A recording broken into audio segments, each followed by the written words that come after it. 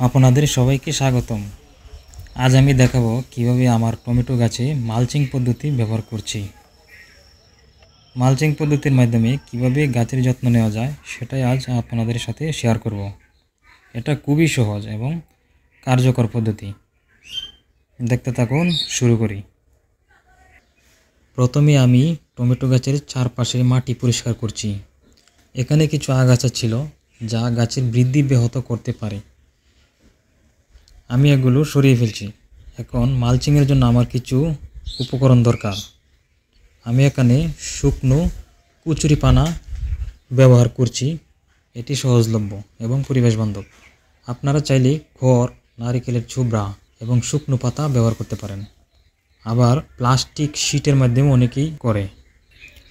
আমি গাছের গোড়ার চারপাশে মালচিংয়ের উপাদান হিসেবে শুকনো কচুরিপানা সমানভাবে বিছিয়ে দিচ্ছি।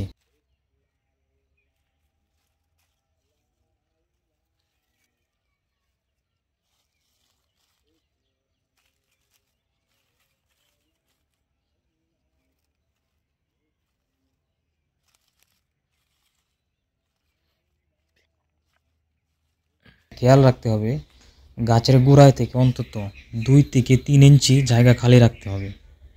এটি গাছের শ্বাস প্রশ্বাসের জন্য খুবই গুরুত্বপূর্ণ।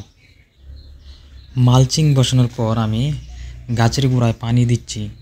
এতে মালচিংয়ের নিচের মাটি ভালোভাবে ভিজে থাকবে এবং দীর্ঘ সময় ধরে আর্দ্রতা ধরে রাখবে। এটি গাছকে সুস্থ রাখতে সাহায্য করে এবং বারবার ঘন ঘন সেচ দেওয়ার প্রয়োজন হবে না। মালচিং করার অনেক উপকারিতা আছে। এটি মাটির আর্দ্রতা ধরে রাখে, ফলে বারবার পানি দিতে হয় না। এছাড়া গাছের সমস্যা কমে যায়, যা গাছের পুষ্টি গ্রহণের ক্ষমতা বাড়ায়। মাটির তাপমাত্রা নিয়ন্ত্রণে থাকে, যা গাছের জন্য খুবই দরকারি। আমি দেখেছি মালচিং করার পর আমার টমেটো গাছের ফলন আগের চেয়ে অনেক ভালো হয়েছে। এভাবেই আমি আমার টমেটো গাছে মালচিং পদ্ধতি ব্যবহার করছি। এটি খুবই সহজ এবং সাশ্রয়ী পদ্ধতি।